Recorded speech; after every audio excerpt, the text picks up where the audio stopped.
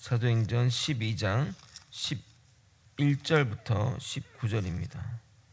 저와 번갈아 교독하고 마지막 절은 함께 읽겠습니다. 제가 먼저 읽겠습니다. 이에 베드로가 정신이 들어 이르되 내가 이제야 참으로 주께서 그의 천사를 보내어 나를 헤로데 손과 유대 백성의 모든 기대에서 벗어나게 하신 줄 알겠노라 하여 깨닫고 마가라 하는 요한의 어머니 마리아의 집에 가니 여러 사람이 거기에 모여 기도하고 있더라. 베드로가 대문을 두드린데 로데라 하는 여자아이가 영접하러 나왔다가 베드로의 음성인 줄 알고 기뻐하여 문을 미처 열지 못하고 달려 들어가 말하되 베드로가 대문 밖에 섰더라 하니 그들이 말하되 내가 미쳤다 하나 여자아이는 힘써 말하되 참말이라 하니 그들이 말하되 그러면 그의 천사라 하더라. 베드로가 문 두드리기를 그치지 아니하니 그들이 문을 열어 베드로를 보고 놀라는지라.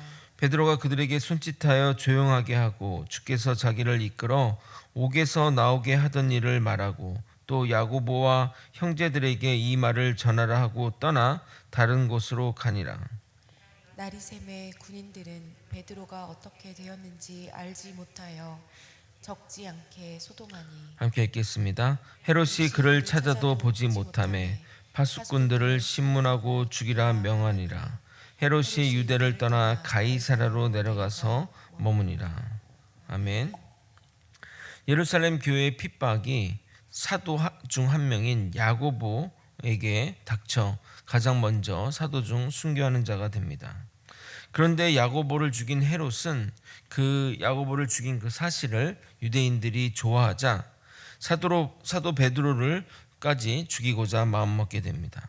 전형적인 표퓰리즘적인 행동이라 하겠습니다. 그래서 베드로를 감옥에 가둬 사람들이 가장 많이 모이는 날을 디데이로 삼고 처형하기로 결정하게 됩니다. 그런데 삼엄한 경계에도 하나님의 천사가 사도 베드로를 구하는 이야기가 지난 설교의 내용입니다. 오늘은 베드로 사도의 복귀를 다루는데 재미난 에피소드가 발생합니다. 그러나 그 에피소드가 우리의 모습을 보여주는 것 같아 한번 그 신앙의 모습들을 한번 자세히 다루고자 합니다.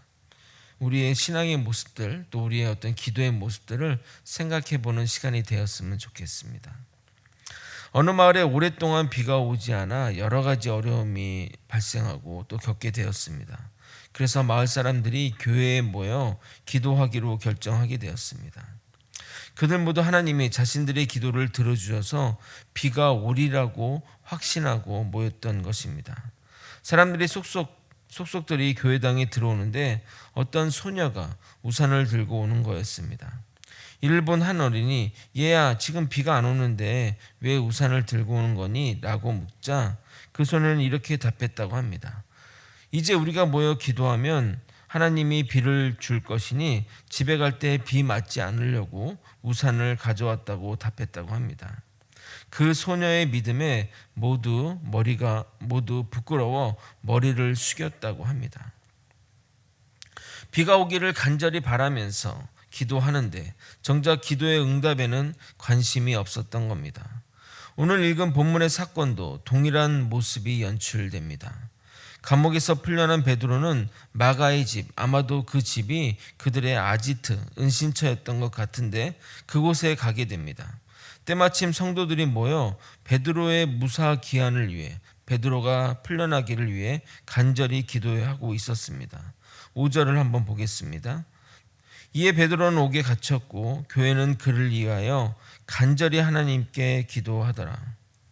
베드로가 문을 두드리고 문지기 역할을 맡은 소녀 로데가 그 누구인지 확인하러 나갔는데 그 음성이 베드로인 줄 알고 문을 여는 것을 까먹고 사람들에게 나아가 베드로 사도가 돌아왔다고 외쳤던 것입니다. 얼마나 기쁘고 감격스러워서 문 열기를 까먹고 그렇게 행동했겠습니까? 그러자 그들의 반응이 이렇습니다. 14절과 15절을 읽어드리도록 하겠습니다.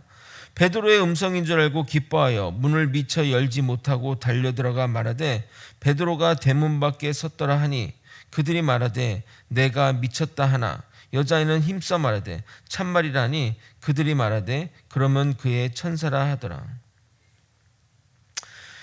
베드로 사도가 밖에 있습니다. 여러분, 베드로 사도가 돌아왔어요 라고 얘기를 했는데, 야, 너가 미쳤냐? 그게 말이 돼? 조용해.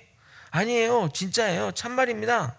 그러면 그 천사인가 보지, 그게 가능한 일이겠어? 라고 했다는 겁니다. 베드로 사도가 돌아왔다는 말을 소년의 말을 아무도 믿지 않은 것입니다. 지금 그들은 베드로 사도가 구출되기를 간절히 기도한 자들인데 말입니다. 기도는 했지만 기도가 응답되리라 믿지 못했던 정말 이상한 상황 아니겠습니까? 계속 문을 열어달라고 베드로가 두드리자 그들이 직접 나아가 문을 열고 베드로인 것을 보고 놀랐습니다. 반가워하기보다는 놀랐다는 것이 더 놀랍습니다. 베드로 사도는 그간의 상황을 설명하고 예루살렘을 실질적으로 이끌어가는 예수님의 동생인 야고보 사도와 다른 자들에게 이 소식을 전하고 조심하라고 당부한 다음에 베드로 사도는 안전을 위해 피하게 됩니다. 19절을 읽어드리도록 하겠습니다. 베드로가 그들에게 손짓하여 조용하게 하고 19절이 아니죠. 17절입니다. 베드로가 그들에게 손짓하여 조용하게 하고 주께서 자기를 이끌어 옥에서 나오게 하던 일을 말하고 또 야고보와 형제들에게 이 말을 전하라 하고 떠나 다른 곳으로 가니라. 우리가 어떤 문제가 생겼을 때 그 기도하는 행위는 믿음의 행동이지만 기도의 응답을 확신하지 못하는 것은 불신의 행동입니다. 결론적으로 행위는 있지만 믿음이 없었던 것입니다. 이런 모습을 예수님이 믿음 없이 행위로만 따랐던 자들이라고 예수님이 혼냈던 적이 있었습니다. 마태복음 7장 22절에서 23절입니다. 그날에 많은 사람이 나더러 이르되 주여 주여 우리가 주의 이름으로 선지자 노릇하며 주의 이름으로 귀신을 쫓아내며 주의 이름으로 많은 권능을 행하지 아니하였나이까 하리니 그때 내가 그들에게 밝히 말하되 내가 너희를 도무지 알지 못하니 불법을 행하는 자들아 내게서 떠나가라 하니라. 믿음 없이 행위로만 따르는 자들은 예수님이 불법을 행하는 자라고 말합니다. 사실 교회 안에 이런 분들이 의외로 많습니다. 예수를 알지만 예수를 믿지 않는 자들, 기도의 능력을 알지만 기도의 능력을 믿지 않는 자들입니다. 기본적으로 그런 자들이 있는 이유는 기도의 능력을 경험하지 못했거나 경험했다 하더라도 그런 일들을 우연으로 치부한 자들이라 하겠습니다. 사실 교회에서 우리가 기도한다는 말, 이 말이 크게 두 가지 의미로 사용됩니다. 첫 번째는 누군가의 어떤 사연들, 또 기도의 사연들을 들으면 상대방을 응원하는 의미로 기도할게, 그래 함께 기도하겠어요 라고 말합니다.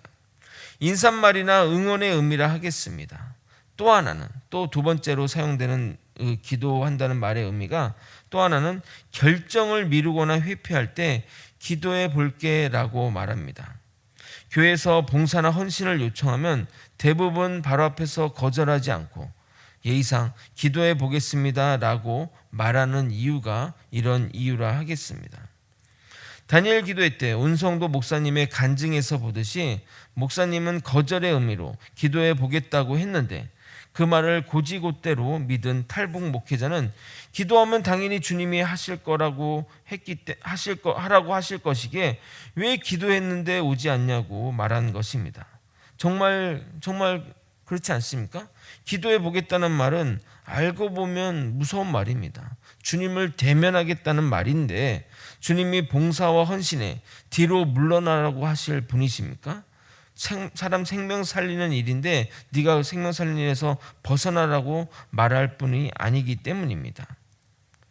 그러니까 그 기도하겠다는 말은 강력하게 내가 이 일을 하겠다는 말로 이해할 수밖에 없는 겁니다. 이처럼 우리는 기도를 잘못된 의미로 사용하고 있습니다. 또 하나의 이야기를 들려드리도록 하겠습니다. 실화인지는 모르지만 재미난 기도의 예화라 말씀드리고자 합니다. 조용한 미국 시골 마을에 술집이 들어섰습니다. 그 마을에는 기독교인들이 많았는데 마을에 술집이 들어선 것에 대한 염려가 생겨서 성도들이 밤마다 교회에서 자발적으로 모여 그 술집이 사라지게 해달라고 기도했습니다. 사람들이 술집에 자주 가는 것을 보면서 염려해서 그렇게 행동한 겁니다. 근데 정말 얼마 지나지 않아 번개가 그 술집을 쳤고 그 번개로 인해 불이 나서 전소하게 되었습니다. 이 불이 나서 전 재산이 날아간 술집 주인은 교회 교인들이 자신의 술집이 사라지게 해달라고 기도했다는 소문을 듣고 소송을 걸게 됩니다. 소송의 천국인 미국이기에 가능한 소송이라 하겠습니다. 양측 변론이 오가는데 술집 주인은 저 교회 성도들이 모여 기도해서 응답이 이루어진 것이라고, 그래서 책임지라고 이야기를 했고, 반대로 교회 성도는 기도한다고 그것이 이루어지냐며 우연한 일이라고 주장했다고 합니다. 그러니까 교인들은 기도 응답이 이루어질 일이 없다고 말한 것이고, 불신자는 기도했으니 하나님이 응답한 것 아니냐 주장한 것입니다. 이 사실만 보면 누가 더 믿음 있는 사람이라 하겠습니까? 우리가 알고 있는 기도의 가르침 중 하나는 우리는 열심히 기도하지만 기도의 결과는 주님께 맡겨야 한다는 겁니다. 즉 무슨 말이냐면 믿음의 사람들은 기도는 열심히 하지만 그 결과는 주님의 권한에 두어야 한다는 겁니다. 기도의 결과를 주님에 맡기는 것과 기도의 능력을 믿지 못하는 것, 주님의 능력을 믿지 못하는 것은 전혀 다른 경우입니다. 예수님은 십자가에서 십자가의 길에서 벗어나기를 간절히 땀이 비가 되도록 기도했습니다. 하지만 기도의 끝을 이렇게 마무리했습니다. 누가복음 22장 42절입니다. 이르시되 아버지여, 만일 아버지 뜻이거든 이 잔을 내게서 옮기시옵소서. 그러나 내 원대로 마시옵고 아버지의 원대로 되기를 원하나이다 하시니. 그러니까 기도는 열심히 하셨지만 그 기도의 응답을 주님께 맡겨드린 겁니다. 이것은 기도가 응답되지 않기를 바란 것이 아닙니다. 나의 뜻보다 하나님의 뜻이 더 중요하다는 것을 표현한 겁니다. 그렇기 때문에 자신의 기도한 결과와 다른 결과가 나왔지만 예수님은 기쁘게 그 잔을 마셨던 것입니다. 결코 이것이 맞는지 의심하거나 혼란스러워 하지 않았던 것입니다. 말씀을 정리하겠습니다. 예루살렘 교회 성도들은 베드로 사도가 풀려나기를 간절히 기도했지만 정작 베드로 사도가 풀려나오자 그의 존재를 믿지 못했습니다. 심지어 그가 죽어서 천사가 되었다고 말할 정도였습니다.